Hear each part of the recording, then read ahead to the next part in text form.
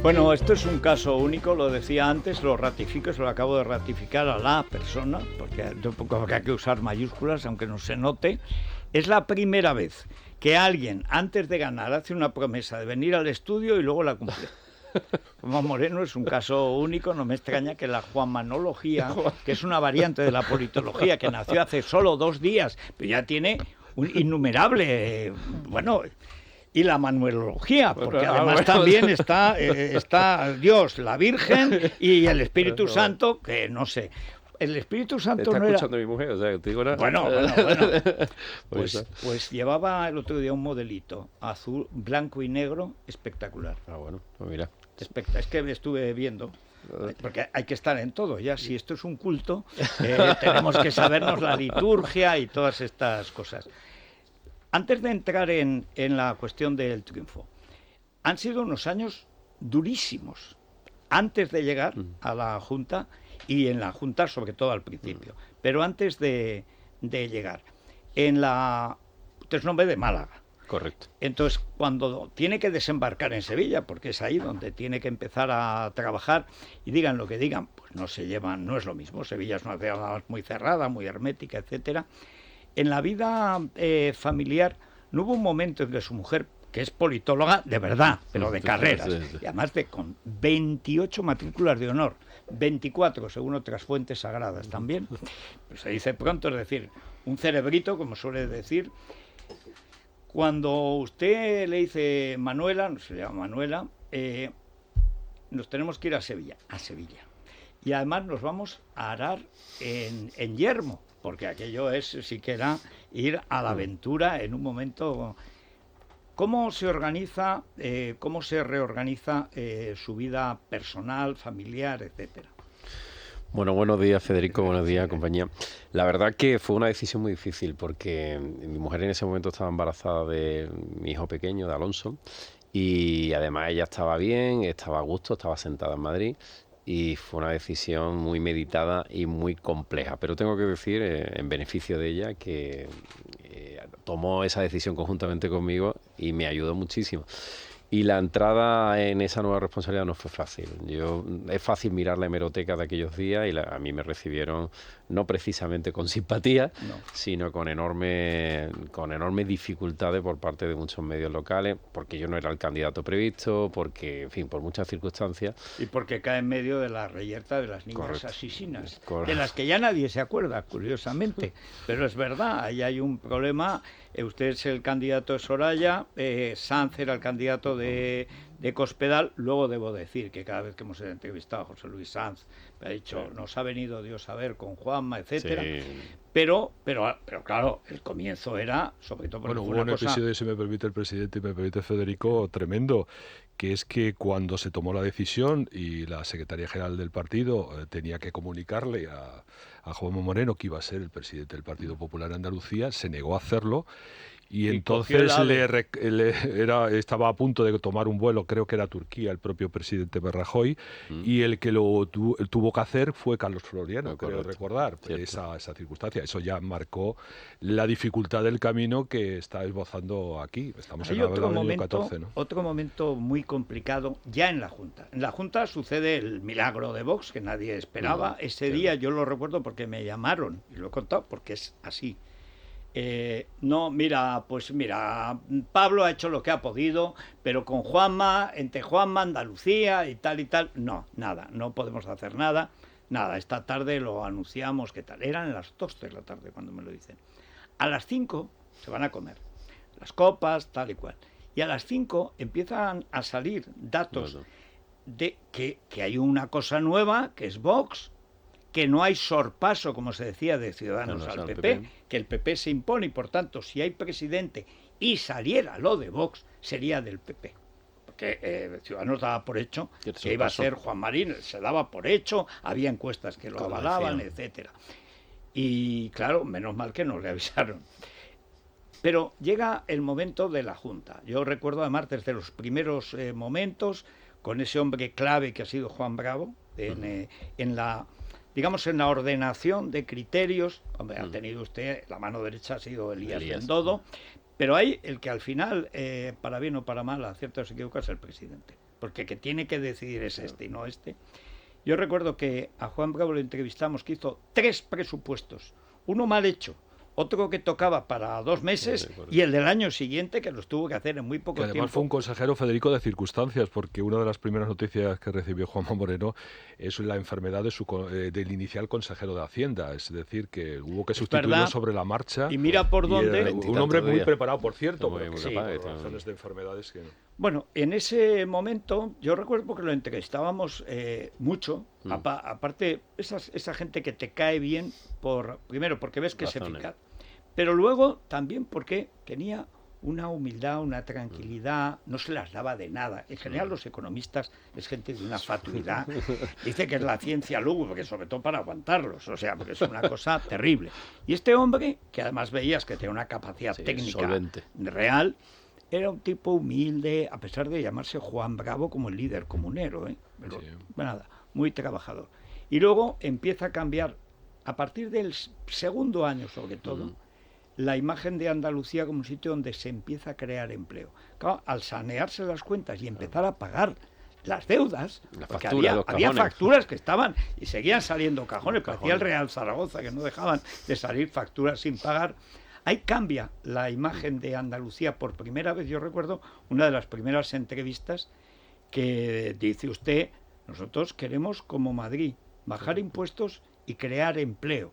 Claro, el problema es que Madrid estaba regular, pero Andalucía estaba muy mal y salía además de una falta absoluta de credibilidad en las cuentas públicas y en la voluntad política de proteger la propiedad. Entonces, aquello ya el segundo año empieza a cuajar. Pero claro, en el tercero, es que en el PP han pasado tantas cosas. Yo recuerdo cuando empieza la guerra contra Juanma Moreno en Sevilla y luego cuando filtran la conversación de Juan Marín de 5 meses antes en un bar, que se suponía que estaba preparando la moción de censura contra usted. Que no era verdad, se podía interpretar en ese momento porque se hablaba, pero una conversación de 5 meses anterior que no se refería a eso. Y la filtra el PP, la filtra el que Teodoro sabemos. Bien. Era más bien para forzar el anticipo de las elecciones en un tiempo que no hubiera sido bueno y no se hubieran obtenido estos resultados por las circunstancias que lo rodeaban, que hemos explicado hace un rato. Porque después de Ayuso tenían que demostrar que ganaba el PP. Así que vamos a jorobar a Juanma, convocando nosotros las elecciones. ¿No quiere? Pues lo forzamos. Vamos a decir que están preparando una moción de censura. Y ahí era un problema de credibilidad. Es decir, usted o creía lo que oía o creía Juan Marín. Para mí ese es un momento clave, porque ahí el tiempo electoral se jugó ahí. ¿Cómo vivió usted ese momento y qué es lo que le convence para aguantar? Bueno, en primer lugar, yo con el señor Marín mantengo una relación fluida y hasta ahora de lealtad, ¿no? Y por tanto, cuando yo mantengo una conversación con él y le pregunto directamente, él me dice que de eso nada, ¿no? Le digo a Elías que explore en el grupo de Ciudadanos, donde tenemos personas más cercanas y no vemos posibilidades. Y después, yo no he querido unas elecciones anticipadas, incluso cuando la portería del Partido Socialista estaba vacía. Que ha habido un tiempo en el cambio de Susana Díaz con el señor Espada donde la portería estaba vacía y donde tenía Vox pidiéndome un adelanto electoral hace algún año y medio. Y perfectamente podía haber convocado. Pero no era el momento porque estábamos todavía en la salida de la pandemia, inmersos en la pandemia. He esperado hasta el momento que yo consideraba más oportuno. Lo que no tenía sentido es unas elecciones que tenía que hacer en octubre, que tenía que disolver prácticamente el mes que viene. Pues para eso yo prefiero lo que he hecho ahora. Hacer una elección en junio, tener el gobierno a finales del próximo mes de julio y todo el mes de agosto trabajando, en septiembre y en octubre presentamos los presupuestos. Pero ese momento fue difícil, ¿no? Yo he tenido momentos difíciles, digamos, he tenido obstáculos por el camino, bueno, como todos, ¿no? En la vida y la vida profesional y la personal, pero lo hemos podido ir solventando con serenidad y con mucho sentido común. Lo que tú ves que no es bueno y que te puede generar un problema, pues lo ha ido desechando y lo que tú crees que es positivo, lo que tiene sentido, pues ha seguido avanzando, ¿no? Pero es verdad que hemos tenido una legislatura convulsa, difícil y complicada, pero eso no ha quitado para que Andalucía haya avanzado. O sea, los ciudadanos al final la gente dice, no, que no son tontos, se dan cuenta, con que tú vayas allí y tú digas, no, es que van a privatizar la sanidad, es que no son capaces. Al final los ciudadanos ven que desde el año 21 Andalucía crea más empresas que Cataluña. Y eso es un dato, que crea un puesto, que 1 de cada 4 puestos nuevos de trabajo en España.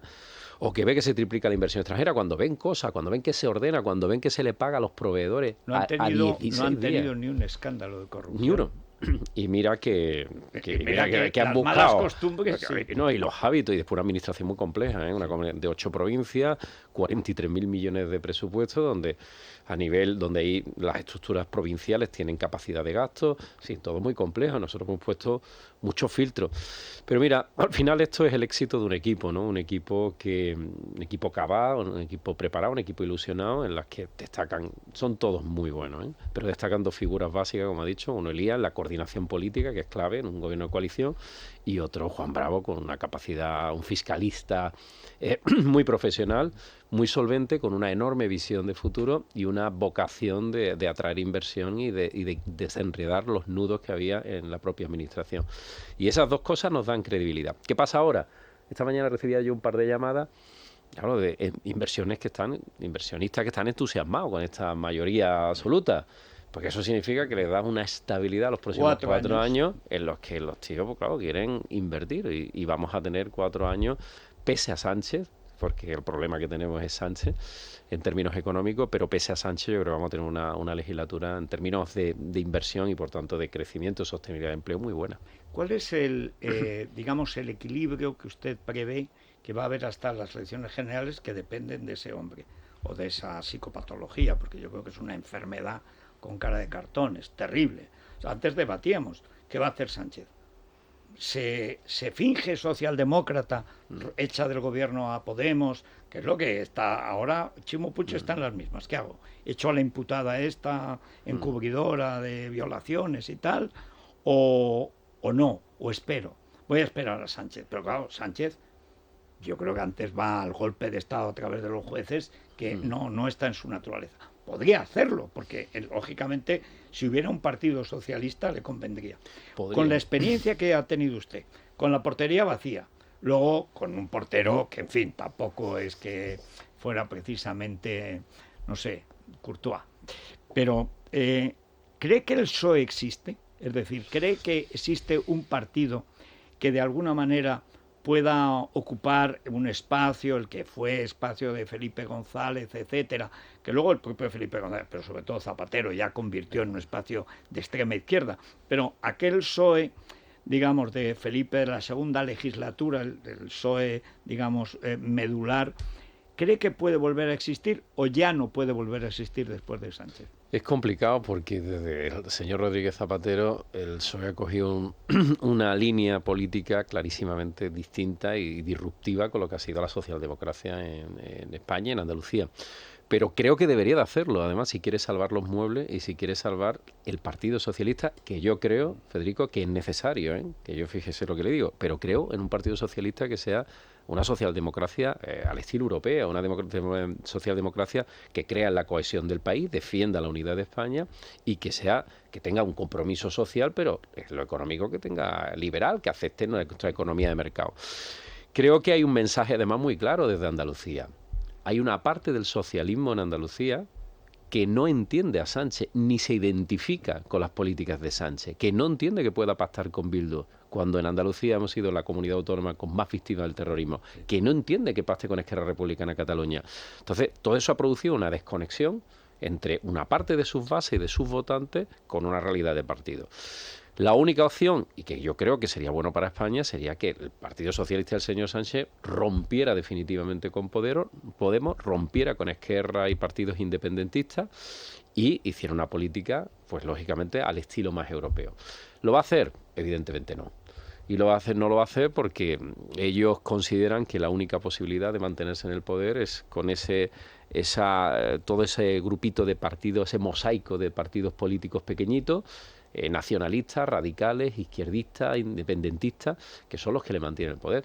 Y como a él, por lo que hemos visto a lo largo de estos años, lo que más le importa por encima de cualquier otra cosa es el poder, pues ya tenemos la respuesta a esa pregunta, ¿no?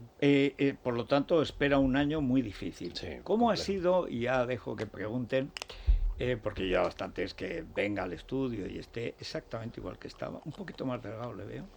Eso es la campaña, ¿no? La campaña es muy dura. Pero, ¿cómo ha sido este cambio en la cúpula del Partido Popular? ¿Cómo lo ha vivido? En estos momentos hay 3 símbolos, 2 mayorías absolutas, la clásica de Galicia, 4 nada menos, la primera en Andalucía, impensable hasta hace muy poco tiempo, y la casi absoluta de Madrid, con Díaz Ayuso, que está montando otra vez ya el partido de las pandilleras, que dicen que yo creo que yo creo que va a acabar con la pana. Pero bueno, digamos, hay 3 figuras. Ayer me dijo Ayuso que se iba a Miami a por dinero, a por empresas, porque además están huyendo de Iberoamérica, todas, y encima ayer gana el terrorista en Colombia. Todo eso va o a Madrid o a Málaga, que se ha convertido en un foco, digamos, de atracción, en parte en parte al principio era el alcalde, pero claro, ahora la seguridad de 4 años en la Junta de Andalucía, que los expedientes se agilicen, etcétera. ¿Cómo se ha vivido ese cambio dentro del Partido Popular, que usted ha tenido que ver desde la distancia, pero que le afectó primero por el complot para que usted tuviera que adelantar elecciones y que ellos pudieran presumir de ganarlas, que luego le tocó a Mañueco menudo papelón, pero bueno, que estaban obsesionados con esa cuestión? ¿Y qué ha supuesto la llegada de Feijóo? Yo recuerdo, porque estábamos en la mañana misma en que se suicida Casado, cuando acusa sin ninguna prueba de que estaba muriendo la gente, cuando alguien favorecía con 300.000 a la familia, pero ¿qué dices?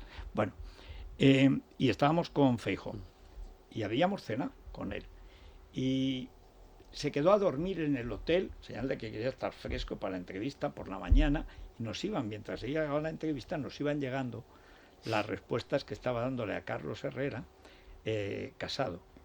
Está todo el mundo ojiplático. Dice, pero no puede ser, pero ¿qué ha dicho esto? Transcripción. Madre mía. Y ahí es el momento en que ya Feijóo, por lo que dice, tiene él que echarlos a todos. Evidentemente no lo iba a hacer, lo de Sánchez, él estaba en manos de Teodoro y él mismo, y no podía pasar. Y por tanto se iba al desalojo de alguien. No se sabía muy bien de quién, pero ya estaba claro que Feijóo había dado el paso. ¿Feijóo habría hablado con usted antes de esa mañana? Sí. Alberto y yo hablamos a lo largo de esos días, porque yo tengo que confesar que fueron muchas las llamadas que yo recibí, que probablemente él también, de distintos empresarios, sectores importantes de la economía, muy preocupados por el porvenir del Partido Popular y por la falta de alternancia a Sánchez, ¿no? Y al final, la conclusión, una vez que pasó aquella entrevista, se produjo 3 crisis a la vez. Una crisis, digamos, del partido con las bases, donde las bases se rompieron, un divorcio con las bases. Una crisis además mediática, o sea, las grandes referencias mediáticas del centro derecha evidentemente estaban en contra de la cúpula del partido, y eso era muy difícil. Y una crisis con la ciudadanía, o sea, donde la calle no entendía lo que estaba pasando, y esas 3 crisis a la vez eran claramente insoportables. Y eso fue lo que supuso la salida abrupta, ¿no? Tengo que decir que fue muy traumático y a veces muy, muy violento las reuniones que yo viví, pues especialmente la de aquella noche de los presidentes autonómicos. Pero al final eso se ha arreglado en un tiempo récord. El partido ahora mismo está muy unido. Ahora mismo la gente ve perfectamente, los ciudadanos ven perfectamente una alternativa a Sánchez en la figura de Alberto Núñez Feijóo, una persona ganadora, una persona solvente, una persona con una madurez personal, con 60 años, ya tiene una trayectoria avalada. Hemos salido del juvenilismo, de los partidos alternativos, a decir, no, es que, mira, fíjate, tiene 60 años, lo dice Enrique, sí, es un chaval a su lado. Pero es que la política madura la pueden hacer gente joven, es que, Federico. Claro, es que la credibilidad también depende de la experiencia. Es que la experiencia es un grado. Al final te gusta aceptarla. Oye, yo mismo hace unos años pensaba a lo mejor de manera distinta ahora, ¿no?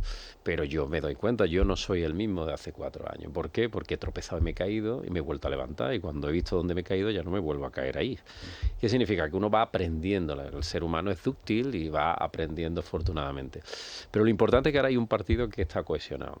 Fíjese que Isabel Díaz Ayuso, Alberto, yo, el resto de compañeros, hay un elemento de cohesión, de pegamento. No es de alivio de lo que nos hemos librado. No, porque tenemos, al final, un partido tiene que tener proyecto, fundamental, y equipos, aparte del liderazgo. Pero el liderazgo lo que tiene que hacer es un proyecto y tiene que generar unos equipos que sean solventes y capaces. Y creo que los equipos y los proyectos no estaban claros. Y cuando uno no tiene el proyecto claro, cuando uno tiene... Después te puedes equivocar, ¿eh, Federico? Que a mí me ha pasado. Tú puedes tener... Oye, yo marqué una estrategia en Andalucía y los resultados podían haber sido malos. Y entonces pues, me hubiera equivocado. O distintos, O distintos. Pero cuando uno marca una estrategia en base a tu territorio, en base al conocimiento, en base a lo que tú crees que puede ser positivo, pues ya tú sabes, la gente que te sigue sabe por dónde va. Hay una hoja de ruta. Y los segundos equipos, es que si no, no... Y creo que en la anterior etapa pues, los equipos no eran solventes, no estaban cohesionados, no estaban preparados, y el proyecto era tanto errático, ¿no? Y eso es lo que falló. Pero bueno, eso hay que mirar al futuro. Creo que ahora mismo... También la gente olvida muy rápido lo malo, ¿eh? Sí, es que además es Porque ha pasado, estamos hablando de hace 2 meses, ¿eh? Bueno, pero yo, al final el ser humano tiene que buscar estados de cierta felicidad o de cierta estabilidad, y la mejor manera es olvidando lo malo y pensando en lo bueno, ¿no? Al final el ser humano es un ser de futuro, lo que nos interesa es lo que nos va a pasar a la media hora que viene, no lo que nos ha pasado a la media hora que hemos pasado, ¿no?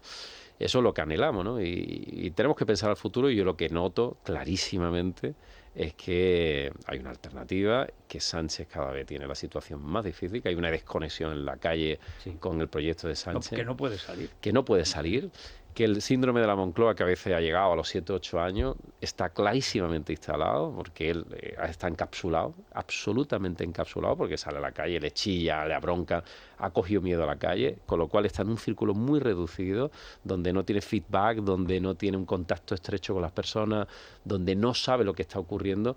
Y cuando tú gestionas y no eres capaz de interpretar a los ciudadanos que tú gestionas, estás jodido. Y ahí ya, a partir de ese momento, ya empieza una caída que irremediablemente lleva a ver, Paco, que tiene el mérito de haber sido sentado en el banquillo por los que pronto van a ir camino de la trena, con lo de los ERE. Antes comentaba eso, la nada, los años de la nada. Sí. Decía, yo recuerdo que además se puso, era una cosa oficial, los mal llamados años, le llamaba lo de Fernando VII al trienio progresista. Hombre, serán años, no, mal llamados años, pero fueron años. No, señor, no fueron años. Bueno, ha habido 37 años de socialismo, y Paco, junto con Pedro de Tena, casos únicos que han publicado en forma de libro, es decir, legible y querellable, lo que estaba pasando. Primera pregunta, a ver. Sí, bueno, yo creo que, Federico, lo que hace madurar, al margen de la edad que se tenga, es afrontar los retos que tiene planteado, y sobre todo el fuego amigo. Y la verdad es que el presidente de la Junta pues está curtido en el fuego amigo. Estamos viendo un poco con las condiciones, las dificultades en que fue elegido y que asumió la dirección del partido, y luego, después de ganar, incluso tuvo que asumir ese fuego amigo.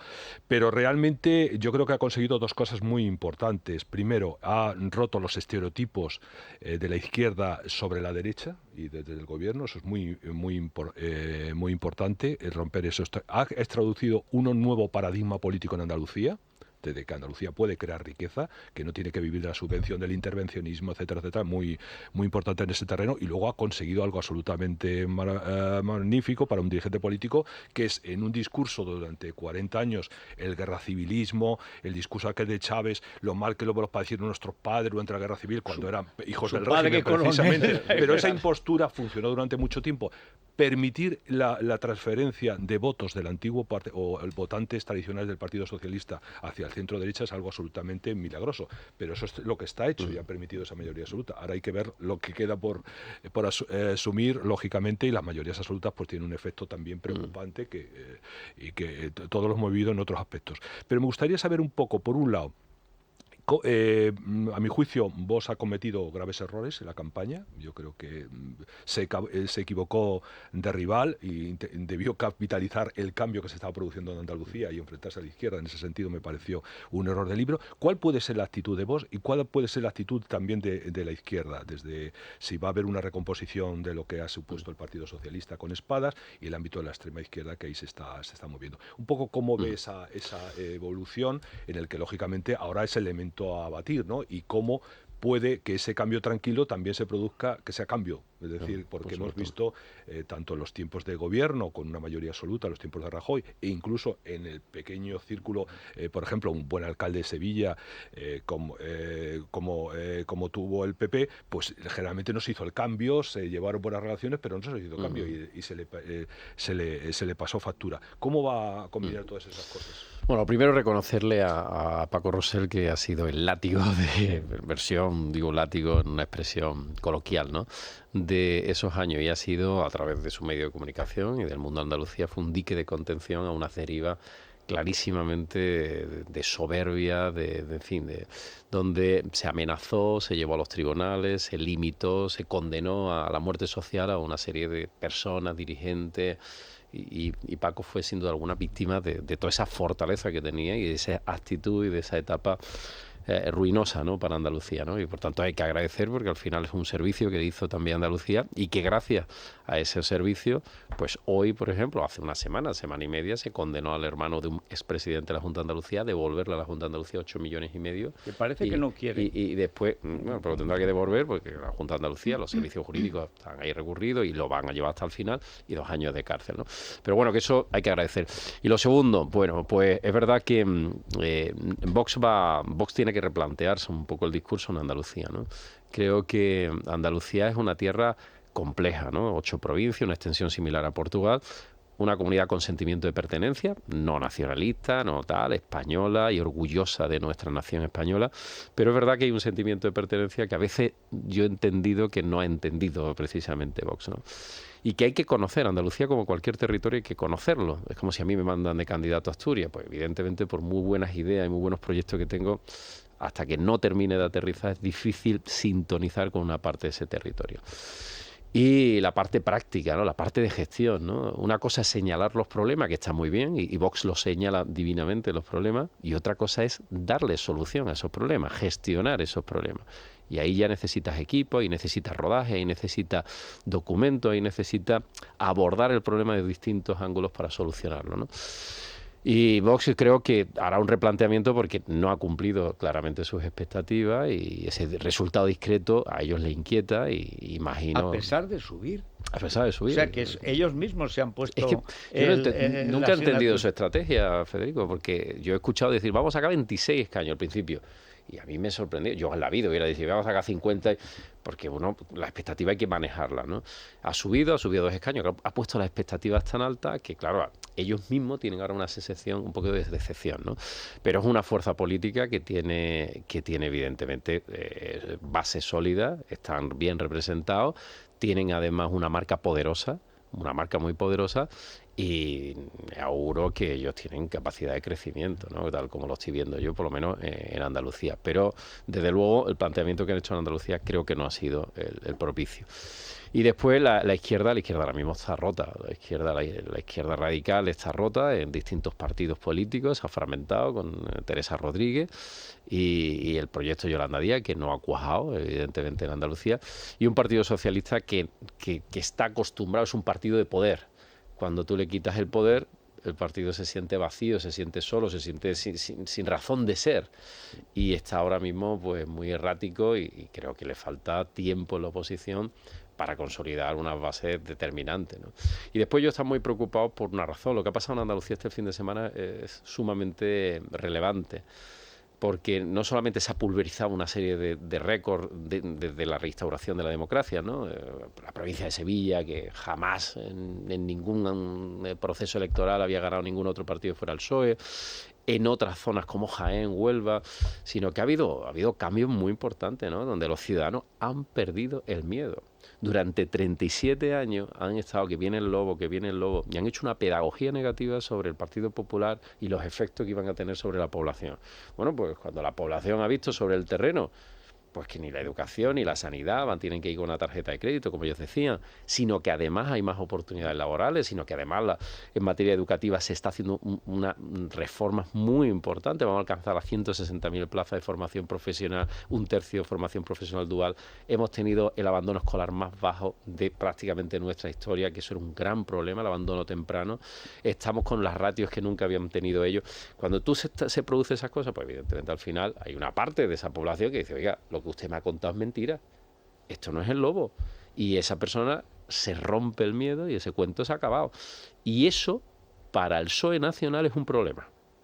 Bueno, Un grave era problema. Su granero, su Un grave despensa, problema. la despensa. Porque ha roto un miedo que había instalado durante 37 años y se ha roto, que ha habido que hacerlo como ha habido que hacerlo, con un cambio sereno, tranquilo. Significa, hay a veces que se confunde serenidad y educación con falta de determinación. No se confunda, ¿eh? Uno puede ser muy sereno y puede ser muy educado y puede tener la firmeza y la determinación y la exigencia. Y el cambio es imparable y además no tiene vuelta atrás. Andalucía va hacia una nueva transformación, hacia un nuevo modelo donde va a pesar más la economía activa que la pasiva, donde queremos, se está generando una nueva cultura empresarial, emprendedora, lo estamos viendo con los trabajadores autónomos, que ya es un éxito en ese núcleo esencial de autonomía, de pasar de una economía pasado pasiva a Madrid. A Madrid, a Cataluña, somos los primeros. En definitiva, Andalucía ahora mismo está en una transformación que lo que queremos es consolidarla. Y a ser posible que Sánchez no meta la pata en los temas económicos, porque al final estamos dentro de un país, somos parte esencial de una nación como es España, y todo lo que se hace nos afecta, ¿no?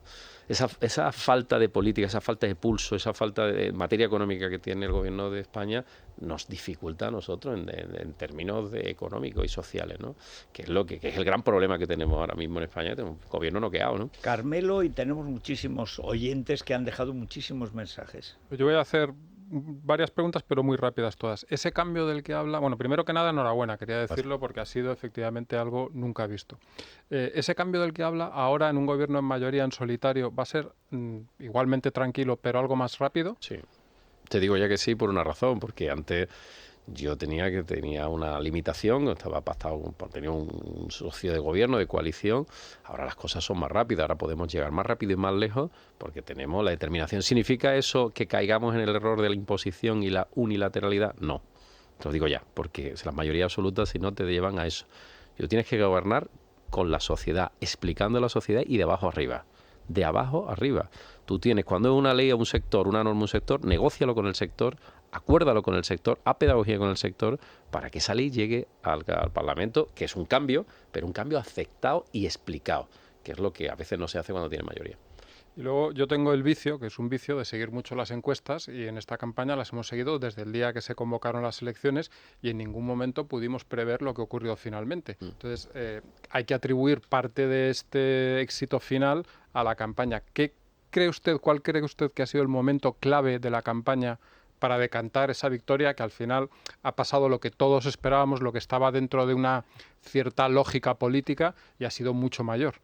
La campaña ha sido un éxito porque hemos hecho, y hay que felicitar ahí a Elías, que ha sido el director de campaña, porque hemos hecho una microcampaña. O sea, no ha sido una campaña, ha habido como 100 campañas distintas. Nos hemos dirigido a los autónomos, a los agricultores, a los ganaderos. Hemos hecho microcampaña, micropolítica, con un mensaje específico de lo que hemos hecho y de lo que queremos hacer. Y eso claramente ha funcionado, ¿no?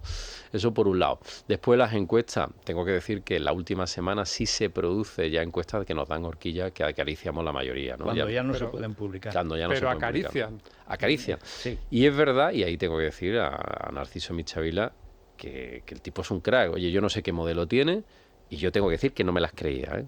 Porque honestamente tengo que decirlo. A mí, él ya, a partir de a finales de la semana, antes del domingo, ya nos dice que vamos a sacar mayoría, vamos a ganar las 8 provincias y que nos va a sobrar la mayoría. Claro, yo le digo, oye, Narciso, mucha tela. Que en Valladolid no acertaste. Digo, yo mucha tela. Y la verdad que incluso a nosotros, él hace una encuesta y él dice, pues yo voy a publicar esto. Y digo, joder, no me ponga las expectativas, lo que hablábamos antes, tan altas. Digo, porque al final yo voy a sacar un buen resultado. Y va a parecer malo. Y va a parecer que hemos perdido, vamos a estar en la melancolía, en la frustración. Sí. Y el tipo dijo que no, que era su trabajo, que la iba a publicar, que estaba plenamente convencido. Oye, yo me juego mi prestigio. Y en efecto, clavó los 58, los clavó. Y porque ahora subí 32 escaños en unas solas elecciones, ganar las 8 provincias. Es que tú ves el mapa de Andalucía y eso sí que no lo conoce ni la madre que lo parió. Pero de verdad. Porque es que, claro, tú ves el mapa azul. Todo azul todo purísima, azul. La tierra de María Santísima, de verdad. Sí, entonces, claro, a mí incluso me generó mis dudas, pero tengo que reconocer que esa campaña de micropolítica, y después en la vida cuando siembra no siempre recoge, ¿eh? Es más, la mayoría de las veces no recoge, pero suele recoger algo. Y esta vez hemos tenido la fortuna de que hemos recogido bastante de lo que hemos sembrado en estos 3 años. Y en ese contexto de campaña electoral, el fantasma de la repetición electoral fue un farol, fue un error. Bueno, en la campaña siempre tácticamente se dicen cosas para advertir, ¿no? Pero yo estaba advirtiendo porque es verdad que quizás Vox llegó con una actitud excesivamente dura, ¿no? Una actitud de casi amenazante, ¿no? De, estos son lentejas, las toma o las deja. Política, hay que tener cuidado con eso, ¿no? Entonces ningún dirigente puede aceptar ese tipo, menos en el previo, ¿no? En una campaña electoral. Y después, cuando llegan las elecciones, pasa lo que pasa, pues ya verás tú lo que tengas que hacer. Pero lo que está claro es que en el previo no es aceptable, menos para un presidente y un candidato, el que te den ultimátum, ¿no? Entonces yo lo que le dije, oiga, ultimátum, lo justo, ¿no? Aquí veremos si hay un gobierno viable. Y si el gobierno no es viable, pues nos vamos a otras elecciones, ¿no? No era ni mucho menos un escenario apetecible para nadie, hubiera sido un fracaso en términos políticos para todas las fuerzas políticas, hubiera impedido algo que yo buscaba, que es que tuviéramos el 23 un instrumento tan importante como son los presupuestos, que lo vamos a tener en tiempo y forma, y unos buenos presupuestos, y después hubiera sido un desencanto para una mayoría de ciudadanos, ¿no? Pero bueno, la política y la campaña te lleva a posicionamientos que son preventivos muchas veces, son una manera de decir, cuidado, de marcar territorio, ¿no? Porque tú vas marcando tu territorio. Tengo que decir que muchos votantes de Vox han optado por la fuerza política que tengo el honor de representar ahora mismo. Muchos. ¿Y eso qué significa? Que han visto un partido práctico, un partido útil, un partido que dentro de la serenidad el cambio existe. Tú lo puedes ver con distinta velocidad, pero la gente lo palpa, lo ve allí, dice, joder, esto no es lo mismo que había antes. Entonces, ese cambio real sí se ha producido. Es verdad que hay gente que quiere un cambio mucho más drástico, mucho más rápido, que tiene, en fin, que tiene muchas prisas, ¿no? Pero la vida y las cosas hay que hacerlas paso a paso. Primero sustentar uno, después pasar al siguiente, y tenemos tiempo además. Tenemos ahora 4 años para seguir haciendo cosas, para seguir avanzando, y ese es el objetivo. Y creo que esta victoria no solamente es buena para Andalucía, sino es buena para España. Vamos a ver, Silvia, ¿por dónde? Porque siempre hay una parte previsible y otra parte imprevista. Nunca sabes, de pronto hay corrientes de opinión. Ya llevamos 2 días con la gente, a lo bueno se acostumbra rápidamente. Sí. Parece que ya haya formado gobierno, pero han pasado 2 días.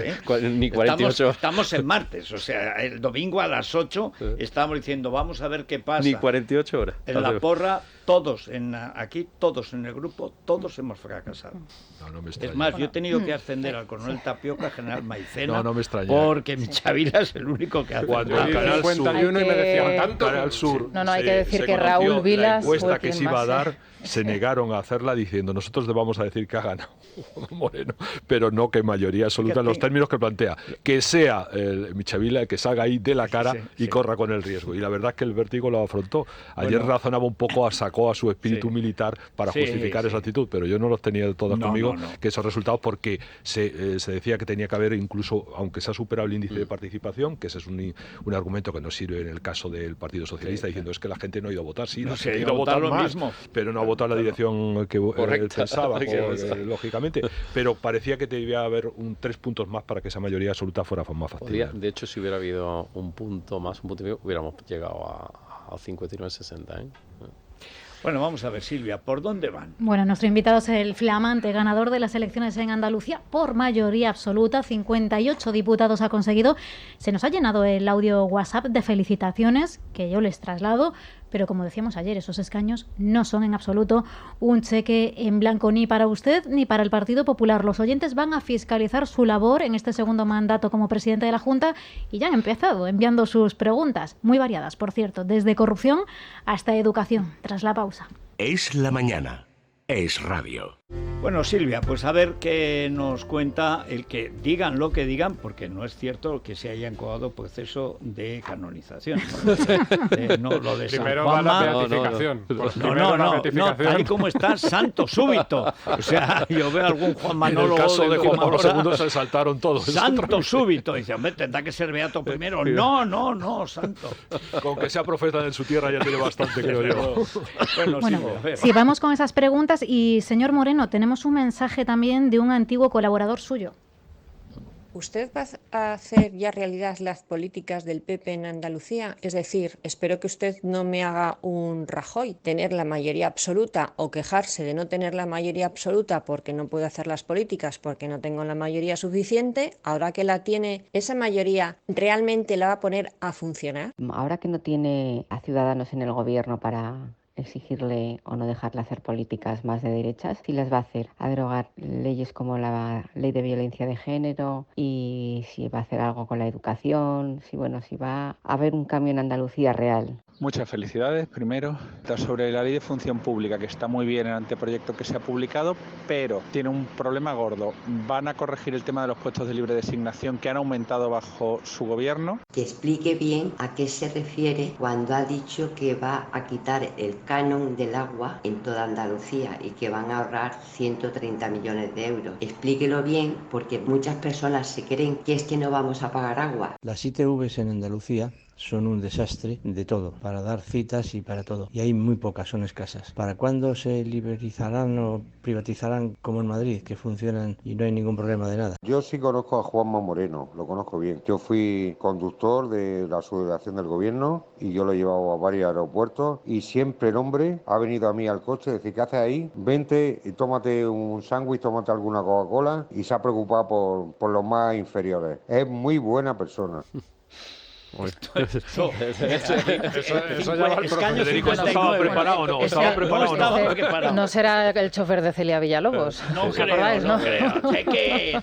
No, pero es verdad, pero es al final lo que decía antes, no siempre, no es verdad que se recoja cuando se siembra, pero en el trato cotidiano, de alguna manera eso cala.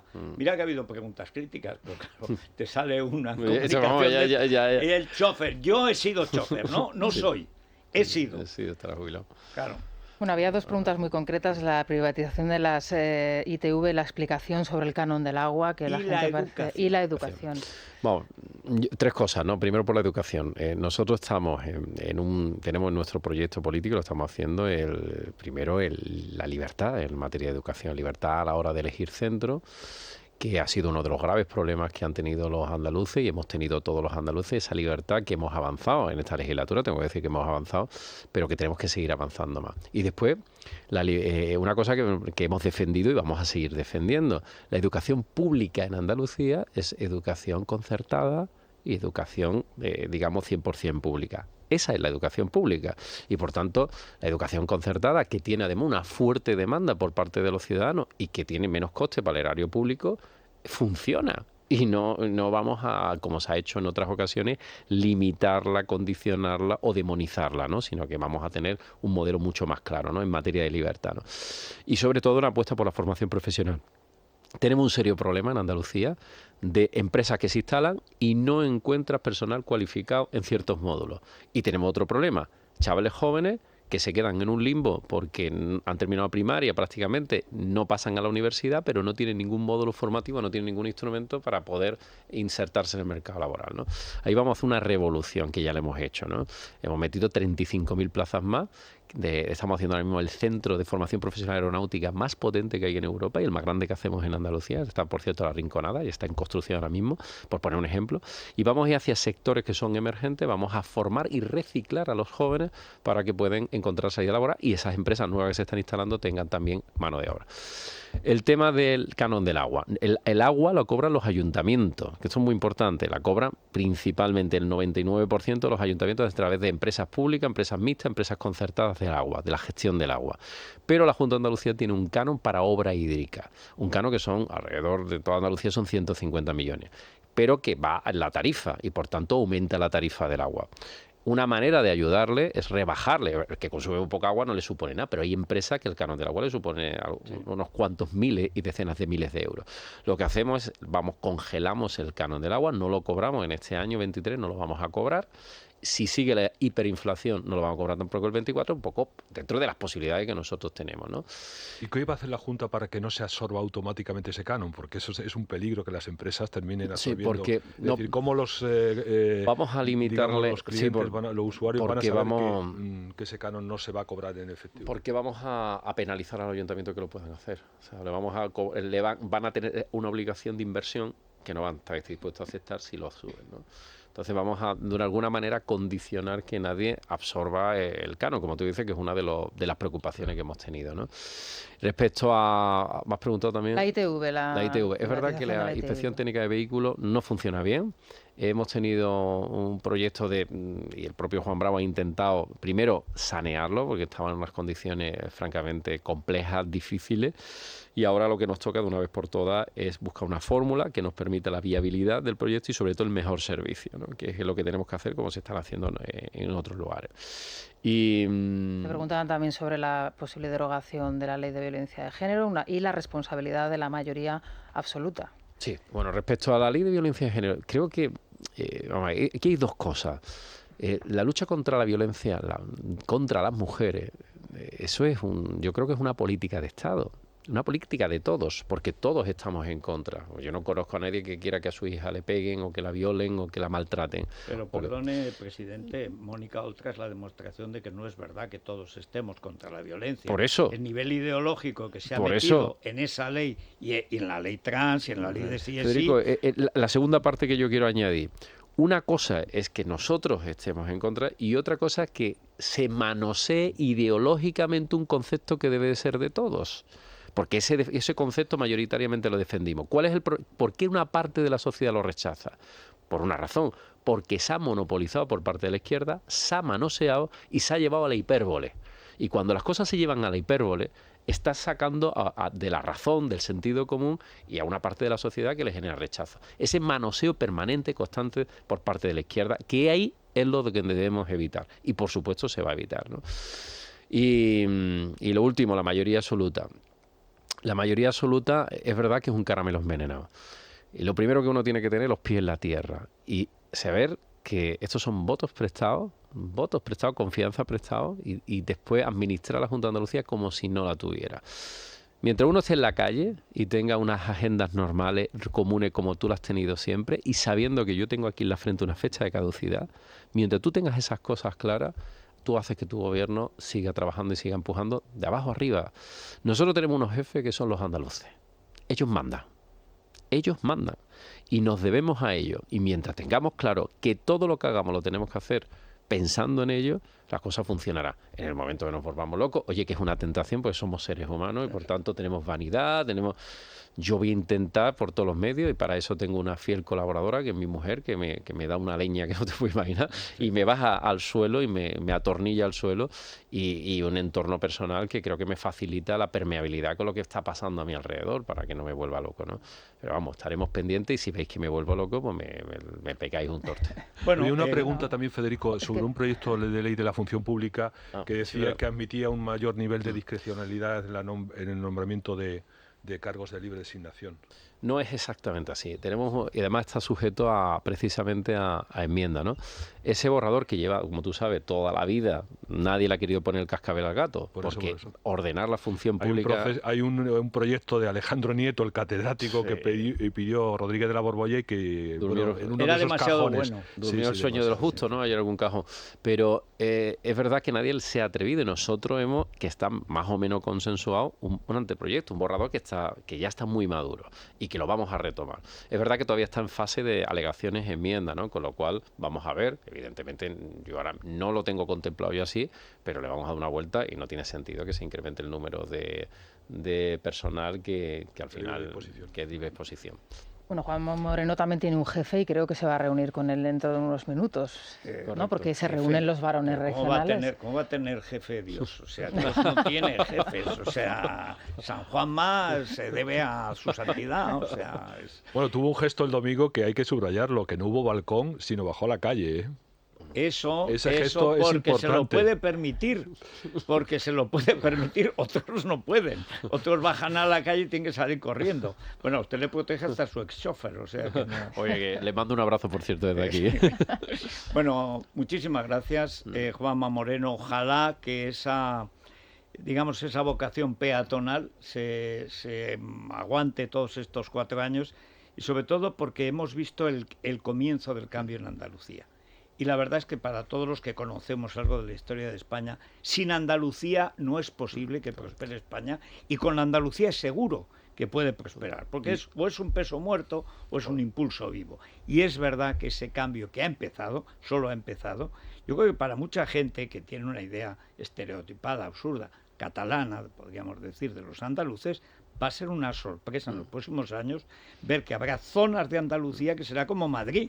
Y dice, bueno, ¿y esto por qué no antes? Porque no lo dejaban. O sea, no hay ninguna otra razón, porque no lo dejaban. Pero siempre es importante tener a alguien al lado que te recuerde tu condición mortal, como en la vieja Roma. Y si no, como a Manolo, el del dúo dinámico, que viene un día y le digo, bueno, Manolo, ¿y eso cómo después de tantas fans, los primeros 60 años con fans por todas partes, cómo has sobrevivido a eso? ¿De qué cómo? Mira, aquí tengo el post-it de lo que tengo que ir a comprar en cuanto acabe la entrevista. Y me lo acaba de dar. Te vuelve a la realidad. Pero dice, va, así yo no me puedo. Está claro. Está el mercado ahora mismo como para acercarse. Vamos a hacer una pausita y bueno, continuamos. muchísimas gracias. Juanma Moreno, enhorabuena, de verdad, y ojalá que todo salga, todo lo bien que merece Andalucía, que ya lo merece. Pues muchísimas gracias a todos. Gracias. Que tengan un buen día. Es la mañana de Federico, con Federico Jiménez Los Santos.